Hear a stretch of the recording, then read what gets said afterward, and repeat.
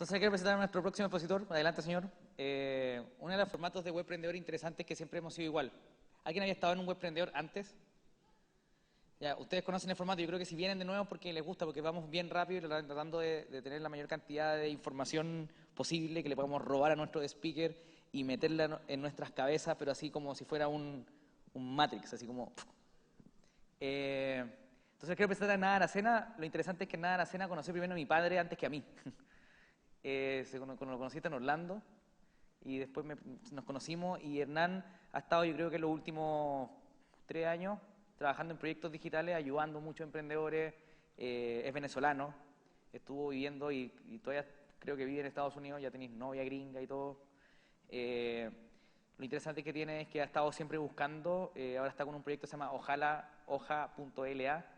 Y yo creo que tú le vas a contar un poco más de esa experiencia, de cómo es emprender y darle, y darle, y darle, y también estar en Estados Unidos, que estuviste en TechCrunch Disrupt hablando con Paul Graham de Y Combinator, ¿no es cierto? Correcto. Cuéntanos tú eso. ¿Se escucha? Sí, se escucha perfecto. Bueno, genial estar aquí, tengo mucho tiempo queriendo venir a... Dale con este. Aló, aló, aló, aló, aló, aló. ¿Aquí? Ok. Hay que prenderlo. No quiero meter mi mano ahí. No te preocupes, bueno. Si no lo pones, no importa. Sí. Está prendido. ¿Está prendido? Aló, aló. ¿Ahí? ¿Me escuchan? Aló. Shit. Ok, genial. Ok, bueno, tenía mucho tiempo queriendo venir a Webprendedor. Nico no me había invitado. Gracias, Nico. Pero no, de verdad que es un placer estar aquí con ustedes. Mi papá es chileno, yo soy venezolano. Tengo alrededor de 4 años emprendiendo en la web y aprendiendo muchas cosas que básicamente fue un viaje, ¿no? Fue un viaje por América Latina, que empecé en Río de Janeiro y terminé en Silicon Valley, donde duré 2 años, y a la final de ese viaje el resultado fue una inversión de Wenceslaus Casares y Meyer Malka, personas que me han ayudado constantemente en todo el camino de lo que es Ojalá o hoja.la. De lo que les quiero hablar ahora es algo totalmente diferente, que creo que otros speakers han comentado, y es algo que aprendí o que vi en Silicon Valley, que es como el Holy Grail, ¿no? Como la parte preciosa de Silicon Valley, que es el fracaso. El fracaso en Silicon Valley es algo que se le da tanto valor como al éxito. Y lo que les quiero hablar es todo ese viaje, desde que me fui a Silicon Valley con absolutamente nada, cómo fue todo ese proceso de todas, literalmente, las cagadas que dejé en ese viaje, en todo ese descubrimiento. Y bueno, mi presentación era acerca de cómo hackear distribución, y es algo que cualquiera, si quieren hablar después conmigo, los puedo comentar, pero pienso que esto es algo que puede agregar mucho más valor que, bueno, que el hacking de distribución, que es la parte de tracción y todo esto. Hay 10 puntos principales de los que quiero hablar, que creo que son los que moldearon mi personalidad en todo el proceso del emprendimiento. Y bueno, quiero empezar con el primer punto, ¿no? El primer punto era acerca del concepto de qué es ser un emprendedor, que para mí cambió mucho en Silicon Valley. Antes de Silicon Valley conocí a Nico y a Leo Prieto en la red Innova hace varios años atrás, y Leo fue una de las primeras personas que me explicó lo que realmente era, o su punto de vista de lo que era un emprendimiento. Y bueno, de nuevo, es algo que te enamoras, es algo que te envuelve, pero cuando llegas a Silicon Valley y te quedan días para quedarte, donde te vas a quedar sin dinero, donde estás como en una situación extrema, las perspectivas cambian, ¿no? Viene la realidad, estás o no estás agregando valor. Y de todos los conceptos de emprendimiento, Paul Graham dijo uno que me parece el más interesante, y ese fue la transición. Un emprendimiento es una organización que crece de manera extremadamente rápida. Eso es lo que nos hace diferente de alguna manera con una peluquería o un restaurante. Nosotros tenemos la capacidad como emprendedores en este momento de tener un crecimiento exponencial que alguna otra organización no puede tener. Y es algo histórico que nosotros podemos hacer en este momento. Pero sin embargo, todavía era abstracto. Quería como entender, ok, es un crecimiento, pero ¿qué tipo de crecimiento? ¿Cuáles son esos números? Yo quería quitar lo abstracto del emprendimiento. Quería entender el corazón de lo que realmente es ser un emprendedor. Y Y había un punto muy concreto que era, si tú logras conseguir un grupo de personas y estás creciendo 10%, es como el termómetro, 10% semanal, es como un termómetro de saber si estás haciendo las cosas bien o mal. Cuando ese crecimiento decae, algo pasó, o en el producto, o en el cliente, y ahí es donde empieza como la lucha en esta guerra, como de ajedrez, donde tú estás de un lado y el cliente está del otro, y estás tratando de jugar al product market fit.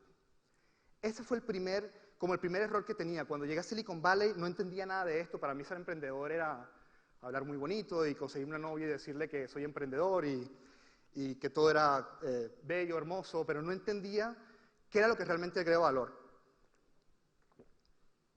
En ese proceso me di cuenta, por ejemplo, el caso de Instagram. Instagram, si se dan cuenta, es una tecnología extremadamente simple, pero para intimidar a una empresa como Facebook, para que te compre, porque era realmente intimidación, era su crecimiento, es algo que era, si ustedes ven el crecimiento de Instagram, es algo que da miedo, y que para una red social como Facebook era literalmente una amenaza. Y allí es donde viene el corazón de Instagram como emprendimiento, no como producto, porque era un producto bastante simple, pero realmente tenía una capacidad de crecimiento que era inigualable. Y esa es la parte que yo creo que Facebook tuvo que tomar en cuenta para tomar la decisión de la adquisición. El segundo punto, el segundo error que tenía era tomar las métricas que no eran las correctas. Muchas veces yo tenía el primer startup antes de Ojalá, tenía muchas métricas como, bueno, clics, tracción, pero una tracción que era un poco vaga, porque digamos que ustedes tienen un blog y llega mucha gente a través de Google. Ustedes pueden tener de alguna forma un crecimiento, pero si no existe una forma de retención, y esto quiere decir que el usuario regrese de alguna manera y gaste tiempo en tu sitio, entonces es como un tráfico que no va a ningún otro lado. Es algo que realmente llegó y no le gustó. Entonces, hay dos métricas en Silicon Valley que me di cuenta que son extremadamente importantes, que son cuántas veces las personas regresan, o una que es muy simple, quién paga, la persona que está pagando. Si hay personas que están pagando, si hay personas que están regresando, hay un valor, que de hecho eran como las preguntas más repetitivas dentro de los inversionistas. ¿Correcto? ¿Cuánto estás creciendo? ¿Cuántas veces la persona está regresando? ¿Y cuál es tu revenue? ¿Y cuál es el crecimiento? ¿Qué tan grande esto puede llegar a ser? ¿No? Y de hecho Facebook, un caso particular es el caso de Facebook. Facebook no era no tenía tantos usuarios como MySpace, pero el nivel de engagement, el nivel de retention que tenía Facebook cuando hizo el pitch a sus inversionistas early investors, era básicamente que ellos regresaban constantemente al sitio. Y esto tiene un gran valor. El tercer punto es algo que me costó entender, pero que lo puedo colocar como en una frase, que es: la gente no va a una ferretería a comprar un taladro. La gente va a una ferretería a comprar un hueco. Y esto era difícil para mí entender porque yo constantemente hablaba del taladro, la solución, la funcionalidad. Y después te das cuenta de que realmente lo que los inversionistas o las diferentes personas que están dentro del ecosistema de tu emprendimiento, lo que quieren ver es el beneficio. A ellos no les interesa cuántas funcionalidades tiene, sino qué beneficio está agregando para un grupo de personas. Y cuando llegué, bueno, de nuevo, lo que estaba vendiendo era la solución en ningún problema, en ningún momento hablaba del problema, ni del grupo de personas que se lo estaba solucionando. Entonces, eso fue un impedimento para mí, para que el primer emprendimiento que comencé pudiera dar un próximo paso, bien sea por inversión o por tener clientes pagos. El cuarto punto es acerca de la experiencia del usuario, la experiencia del cliente. Muchas veces, nosotros somos una startup de educación, y la primera clase que hicimos fue de fotografía. Y en ese proceso, en esa clase de fotografía, aprendí algo que era muy interesante, que era que cuando uno toma una foto, hay diferentes vistas de la foto. Y hay una vista desde el punto del creador, y después hay una vista desde el punto del que ve la foto. Entonces, el instructor en ese momento explicaba que había un niño en un pizarrón de Bolivia, y nos preguntaba, ¿qué ven ustedes allí? Y yo, bueno, miseria, un niño pobre. Y después colocaba lo que había dicho el fotógrafo, y era que él no veía nada de eso. Él lo que veía era educación en desarrollo. Entonces es muy interesante cuando nosotros asumimos de alguna manera cuál es la experiencia del usuario, cuando nosotros creemos que la experiencia del usuario la determinamos nosotros, o que nosotros, no, así es como funciona y así es como es y está listo. Y una de mis recomendaciones, si están en la parte de web o aplicaciones, es entréguenle la aplicación o entréguenle el programa web a un cliente o a un usuario y miren cómo se comporta. Es fascinante ver cómo el usuario en algún momento no sabe qué hacer y tú dirás, pero que es obvio, ahí está el botón, cliquéalo, es que no lo cliquean. Y entonces, esa experiencia es como una película. De hecho, una de las soluciones que nosotros aplicamos en Ojalá es crear esta historia, la historia antes de la aplicación, qué estaba haciendo, dónde estaba, en qué ambiente se desarrolla el cliente o el usuario y qué es lo que hace. Y después esa hipótesis la llevamos a ver si de verdad el usuario hace esto. El quinto error es que muchas veces nosotros pensamos que como la visión es un punto y nosotros todos tenemos que ser visionarios, pero Dios está en los detalles. Poder entender las cosas mínimas de tu sitio, obsesionarte, que era lo que hacía Steve Jobs, poder obsesionarse con los pequeños detalles es lo que puede definir una conversión de un usuario que se registra o no se registra. Y de nuevo, si el usuario es un embudo, si el usuario no se registra, no interactúa, si no interactúa no refiere y entonces no hay un ecosistema dentro del sistema, dentro de lo que estás creando. Entonces hay que prestar atención a esos pequeños detalles, a esos pequeños detalles que no lo vemos porque estamos tan enfocados en lo grande, en lo gigante, que se nos olvida que hay una parte mínima, que es la interacción. ¿Y cómo trabaja esa interacción? El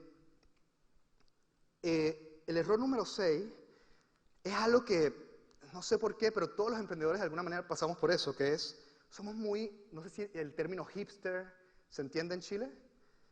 Ok, como ser muy hipster con los emprendimientos, como es algo, está bien ser volado, pero hay cosas que si uno emprende de los fracasos o de los problemas de otros emprendimientos y roba de alguna manera la esencia de esa creación, de lo que está funcionando, puedes evolucionar de manera mucho más rápida y eficiente. Por ejemplo, Facebook no fue la primera red social, Google no fue el primer buscador, entonces poder entender el porqué de ese ecosistema y tratar de probar y tratar de llevar de alguna forma, entender esa esencia y traerlo a lo que estás creando y llevarlo a un máximo nivel agregando valor, creo que es una forma extremadamente eficiente de poder desarrollar. De hecho, Dalí decía que aquellos que no imitan, no producen. Y es algo que de verdad, o como decía Steve Jobs también lo comentaba, aquellos que los buenos artistas copian, los grandes artistas roban. Y es el mismo concepto, es el concepto de poder entender esos elementos, traerlos y evolucionarlos, ¿no? Al principio, de nuevo, mi primer emprendimiento era un barcamp virtual, era como algo sopladísimo que solamente, que de alguna manera uno es idealista, pero si tú prestas atención a los detalles de lo que realmente estás creando, no estás solucionando nada. El punto número 7 fue un experimento que realicé en Silicon Valley, que era lo que hablaba un poco Nico. Dentro de las transiciones del startup que funcionó y no funcionó, yo hice un experimento. Yo me di cuenta de que dentro de Silicon Valley había como una situación de que todo tiene que ser sexy, todo tiene que ser trendy, todo tiene que brillar. Y en esa situación, en TechCrunch Disrupt, hice algo bastante divertido, que fue que hice un pitch falso, algo que no existía, solamente para demostrar si realmente las cosas que puede que no agreguen valor, pero que son sexy, funcionan. Y en ese momento había un emprendimiento que se llamaba Turntable. Turntable era un sistema de música colaborativo. Y todos los inversionistas estaban vueltos locos con este concepto de Turntable. Y mi único pitch fue, somos Turntable para educación, más nada. Yo coloqué eso en una forma, mandé un par de correos y me fui a dormir después de 30 horas de estar hackeando el verdadero producto, pero era lo que quería ver. Cuando me despierto, me había llegado un correo del presidente de TechCrunch, había quedado seleccionado para presentar en el stage, me llamaron en stage, Paul Graham me llamó en stage para venir a presentar, y yo no sabía nada, y habían como 300 tweets de cantidad de personas diciendo, Hernán, ¿dónde estás metido? Y yo no entendía absolutamente nada. Y esto fue un experimento que me hizo entender que muchas veces el hecho de crear algo sexy o algo que no es real, no necesariamente quiere decir que estás emprendiendo, no necesariamente quiere decir que estás agregando valor. Lo que quiere decir es que hay muchos inversionistas y muchas personas que son como ustedes, son personas que tienen perspectiva, y claro, como ven esto brillando, y ven esto brillando, y educación, que es gigante, ¡boom!, enseguida como que le explota la mente y listo, vamos a invertir. Pero la realidad es que las cosas, lo que yo personalmente he apreciado es que los startups o los emprendimientos que no son sexy, que son de alguna manera, es como que, chuta, pero es que no le ves como mucho brillo, son los más, como los que de verdad van a crear algo gigante por el simple hecho de que si están haciendo pitching de algo sexy es porque de verdad saben que es una solución, es algo como, bueno, sé que no es sexy, pero es la realidad de lo que estamos viviendo y ellos tienen la data, ellos son los que están día a día interactuando con los clientes. Y eso es un poco quizás el problema de Silicon Valley, que si a mí me comentan en algún momento, llega una persona como Mark Zuckerberg a hacerme el pitch de Facebook, nos damos cuenta de que habían cantidades de redes sociales, habían cantidades de personas haciendo lo mismo. No era algo sexy, pero él tenía algo que era la data, era el corazón, era la experiencia de haber interactuado con la experiencia de Harvard para poder hacer algo de la magnitud en lo que hizo hoy en día. Entonces, muchas veces no es dejarse llevar por lo que brilla o lo que es sexy, pero de verdad solucionar un problema que les apasione y entrar como a las entrañas de ese problema para de verdad poder solucionarlo. Y no dejarse llevar solamente porque TechCrunch está colocando de Instagram y ahora van a hacer un Instagram de delfines, que es las cosas en las que uno tiende a caer cuando está alrededor de un ambiente tan pesado o tan competitivo como el de Silicon Valley. El error número 8 es pensar que o traer personas o clientes o armar un equipo con personas que no creen. Un emprendimiento, hay una línea de distribución. Y un emprendimiento, cuando comienza, no tiene que agarrar toda la gente que se las pueda ofrecer, sino aquellas personas que de verdad están enamoradas. Es como una relación, es difícil de explicar, pero es como una relación de amor. Así como con tus inversionistas, como cuando tienes, es como cuando uno tiene una novia y empiezas a interactuar con estas personas, bien sea, vamos a hablar de un inversionista.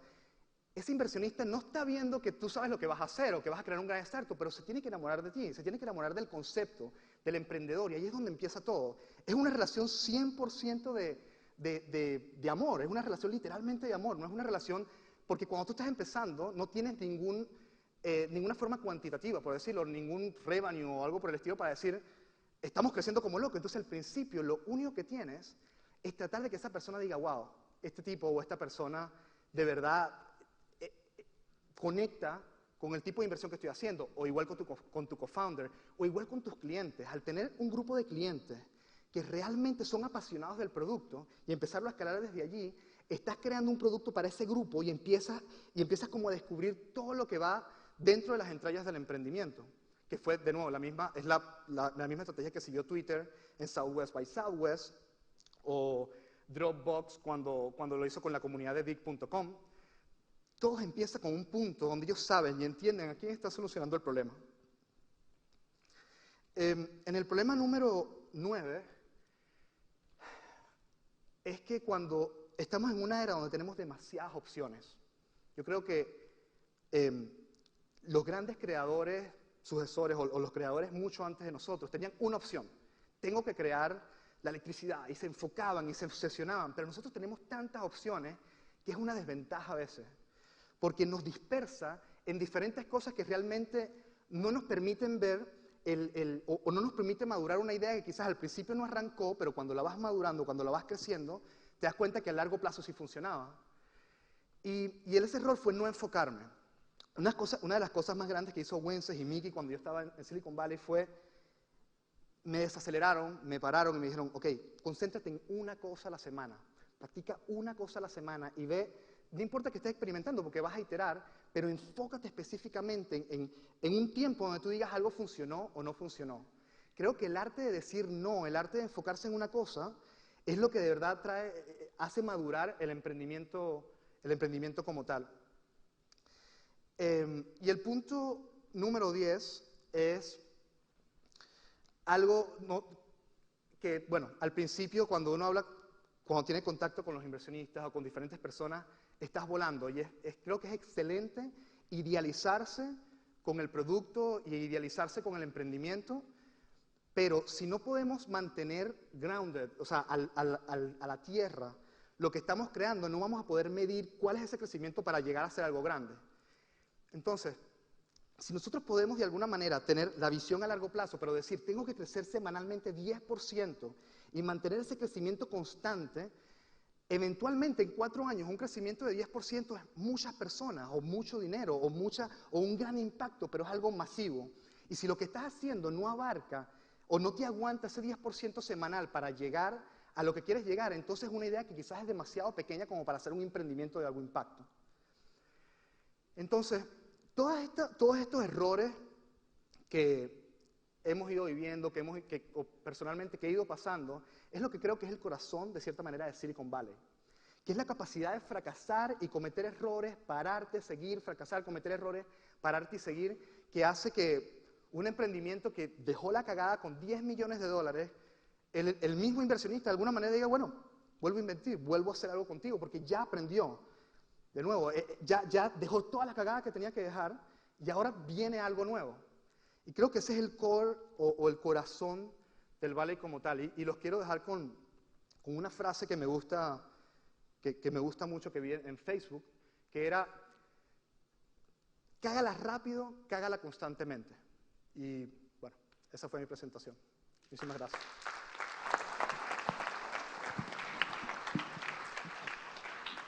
No os bajéis. Un poquito. ¿Alguna pregunta sobre los errores que uno comete en Silicon Valley? Silicon Valley, yo que estoy de acuerdo contigo, Silicon Valley yo estuve, hicimos mucho más amigos viviendo allá. Es muy competitivo, muy competitivo. O sea, es tan competitivo que la gente empieza a buscar el Instagram para los delfines. Es horrible. Y el problema es que a veces la gente pierde como foco. Como que pierden el sentido de lo que realmente están haciendo. Así que muchas gracias por tu presentación, Hernán. Y seguimos con nuestro amigo Cristian Van der Heijden. Un gran aplauso.